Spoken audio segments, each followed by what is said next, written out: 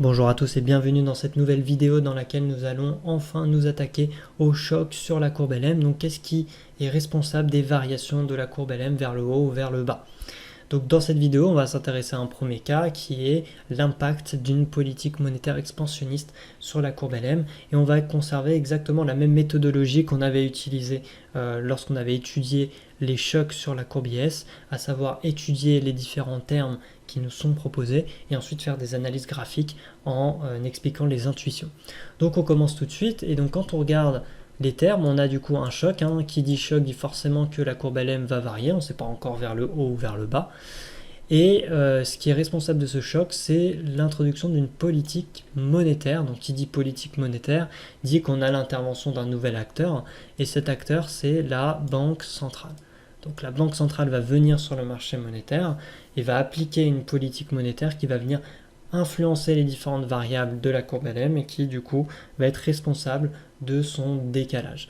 Et elle va intervenir comment? Elle va intervenir de façon expansionniste, elle va faire une politique monétaire expansionniste. Donc quand on est une banque centrale, on a deux façons d'intervenir, soit une façon expansionniste, donc ça veut dire qu'on va injecter plus de monnaie sur le marché monétaire, et donc ça en économie c'est plutôt vu comme un signe positif par les marchés.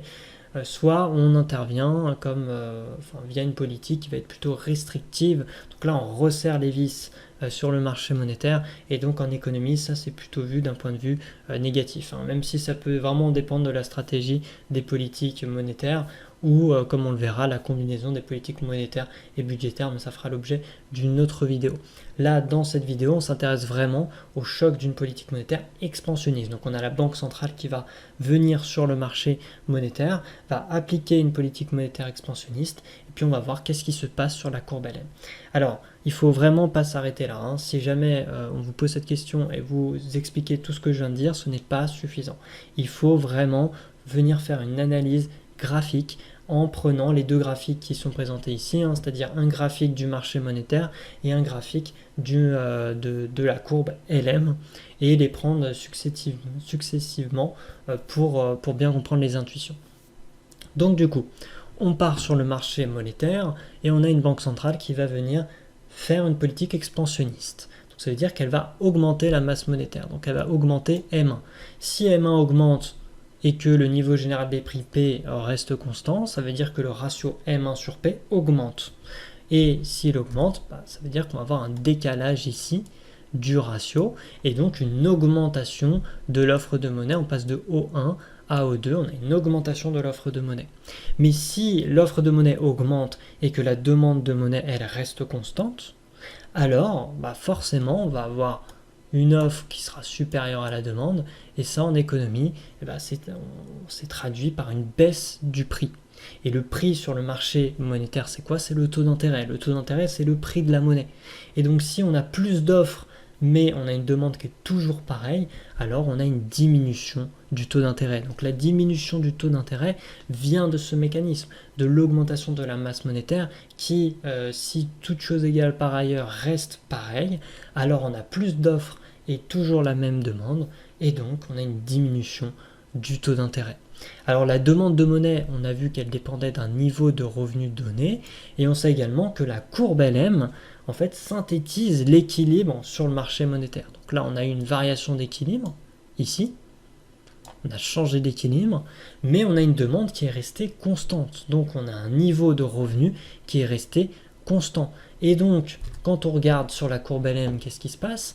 À revenu constant, donc Y1 est resté constant au niveau ici de la demande, et bien forcément à revenu constant, on va avoir un taux d'intérêt qui diminue si on a plus d'offres. Donc au final, plus d'offres à une demande constante, on voit ici que le taux d'intérêt diminue, et la synthèse de tout ça, la synthèse des variations du marché monétaire se retrouve sur le graphique de LM, où à revenu constant, Y1 constant, on a une diminution du taux d'intérêt et donc un décalage de LM vers le bas, vers l'expansion, tout simplement parce qu'on peut aller encore plus loin en se disant que si on a un taux d'intérêt plus bas, alors on sait que qui dit taux d'intérêt, donc là j'ai marqué R, si le taux d'intérêt diminue, alors on a une relation, souvenez-vous les premières vidéos, où l'investissement augmente. Qui dit investissement augmente, ça stimule l'économie, donc on va avoir plus d'investissement privé, plus d'investissement public. Et si on a plus d'investissement, alors on va forcément avoir une augmentation de la demande générale et au final une augmentation du revenu général. Et donc c'est exactement ce qu'on a. On va avoir une augmentation du revenu général liée à cette baisse de taux d'intérêt. Donc ça a du sens que la courbe LM se décale. Donc au final, qu'est-ce qu'il faut retenir? Il y a 3 étapes pour expliquer le choc d'une politique monétaire expansionniste.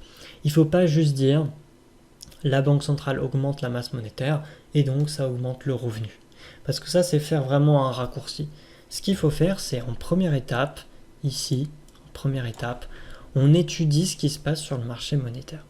On étudie les composantes. Le M augmente, donc si tout reste pareil, alors j'ai une augmentation du ratio, et donc j'ai un décalage de l'offre, et donc si la demande reste strictement pareille, ça induit une baisse du taux d'intérêt. Ça, c'est le premier truc.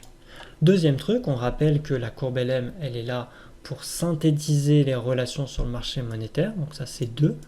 Et donc, si on reste à revenu constant, parce qu'on a fait l'hypothèse que le revenu était constant, dans ce cas-là, on traduit cette baisse du taux d'intérêt, et donc c'est pour ça que LM se décale. Et puis ensuite, en 3, on peut aller encore plus loin en disant, bah oui, mais si le taux d'intérêt diminue, il est plus faible, alors ça stimule l'économie, donc des variables comme l'investissement où la dépense publique vont augmenter, notamment l'investissement, parce que la dépense publique est exogène, mais l'investissement, on a cette relation entre taux d'intérêt et investissement, et donc si le taux d'intérêt diminue, l'investissement augmente. Or, bah, souvenez-vous, on avait ce Y ou cette demande qui était égale à C plus I plus G, donc même si on a simplement ici le I qui augmente, et bien simplement la demande va augmenter. Qui dit plus de demande dit également plus de production, et donc ça explique pourquoi on a ce décalage vers Y2. Et donc en fait, avec ces 3 étapes, on a décrit tous les mécanismes et on sait passer d'un graphique à l'autre. Donc voilà, c'est vraiment comme ça qu'il faut l'étudier. Il ne faut pas simplement dire que qui dit plus de monnaie dit forcément un revenu supérieur, donc décalage de LM, c'est beaucoup trop court. Il faut vraiment passer par tous ces mécanismes. Revoyez les 3 étapes de cette vidéo, c'est très important. Puis si cette vidéo vous a plu et vous a aidé, n'hésitez pas à liker, à partager, à vous abonner à la chaîne aussi, ça permet de soutenir cette chaîne. Et puis moi je vous dis à très bientôt pour la prochaine vidéo. Ciao à tous.